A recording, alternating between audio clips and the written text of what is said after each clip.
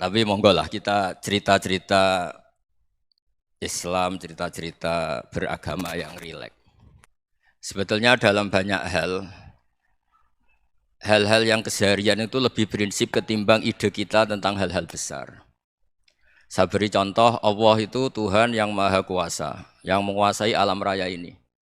Kadang-kadang menjelaskan dirinya itu hanya alladzi at'amahu min ju'. Saya ini Tuhan yang memberi makan kamu saat Anda lapar, saat kalian lapar. Jadi untuk beriman kepada Tuhan yang Maha Esa, kepada Allah, kamu yakin yang memberi makan kamu itu Tuhan.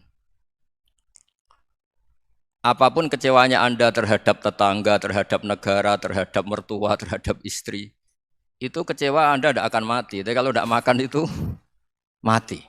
Sehingga Allah mensifati dirinya kadang pakai keseharian. Alladzi at'amahu min ju'. Tuhan itu siapa? Yang memberi makan kamu ketika lapar. Saat Anda tidak bisa melakukan apa saja. Saya sering ada jenazah, biasanya kalau tetangga meninggal saya sering disuruh ngelepas. Saya bilang orang ini baik. Karena sering ngelamun di rumah, sering nganggur di rumah. Ditanya sama anaknya, kenapa Gus nganggur baik? Ya kalau dia nganggur artinya juga enggak berbuat sesuatu yang maksiat kan? Iya kan? Orang nganggur di rumahnya ya enggak bunuh orang, enggak maling, enggak korupsi, ya namanya nganggur di rumah. Lah cuma istri cara pandang nganggur enggak menghasilkan uang gitu. Tapi juga enggak menghasilkan kriminal kan? Jadi sebenarnya Islam itu makanya kalau sampai ngaji usul fikih itu ada kitab usul fikih namanya Lubul Usul, itu terkenal sekali di pesantren itu. Itu kalau ngapresiasi keseharian itu luar biasa. Izma min mubahin illa wa yatahaqqaqu bihi tarku haramimma. Karena keseharian yang mubah saat Anda lakukan itu ada kehebatan yang luar biasa, yaitu meninggalkan haram. Makanya dulu banyak orang-orang alim ketemu temannya itu guyon sampai semalaman. Itu biasanya yang semangat Islam, itu kiai kok tidak tahajud, kiai kok tidak witir. Orang yang sedang mapan uangnya banyak, malam itu tidak kelayaban itu sudah luar biasa. Melawan nafsu supaya tidak maksiat itu sudah luar biasa. Supaya lupa guyon sama temannya semalaman sampai subuh. Gejolok-gejolokan ngenang zaman miskin, zaman kuliah nggak jelas, zaman apa. Melihatnya jangan tarkut tahajud. Seperti ini meninggalkan tahajud, tapi meninggalnya ini talkul muharramat. Jadi kayak apa hebatnya? Sehingga Imam Ghazali punya riwayat yang agak unik. Hatta takuna ibadatu akhiri hadil ummah iku an-naum. Sehingga suatu saat ibadah terbaik umat ini itu tidur. Itu kan riwayat kontroversi. Ketika Imam Ghazali ditanya, kenapa iya? Kenapa kamu mulai keluar dari rumah itu sudah banyak maksiat? Melihat perempuan yang enggak mahram, melihat fenomena. Tapi kalau kamu tidur itu enggak melihat apa-apa. Tapi juga kamu jangan menganggap tidur itu ibadah betul. Saatnya melakukan fardu ain malah masih tidur.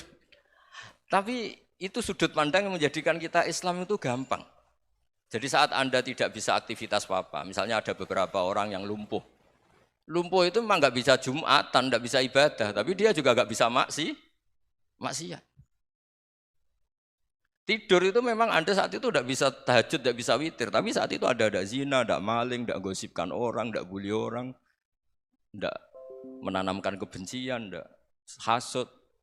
Sehingga tidur menurut Allah Ta'ala wa min ayatihi manamukum billaili apa?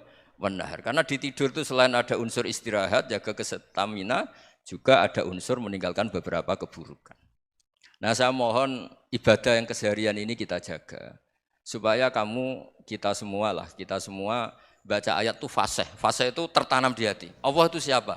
Alladzi at'amahum min ju'i wa amanahum min khauf. Dan Allah kalau cerita di Quran itu anna sababnal ma'a sabba tsumma syaqqaqnal ardha wa syaqqa fa ambatna fiha habba wa inaba wa qadba wa zaituna wa nakhla wa hada'iqa hulba. Kamu tahu saya ini siapa kata Allah? Saya ini adalah Tuhan yang menurunkan air, kemudian ada tanaman banyak. Habba wa inaba wa qadba, ada zaitun, ada tin, kalau orang Jawa mungkin ada tela, ada padi, ada mangga, ada pisang. Sudah. Wa inaba wa zaituna wa nakhla wa hada'iqa hulba. Ada perkebunan yang lebat. Tujuannya apa? Mata Allahkum, silahkan kamu pakai, kamu nikmati.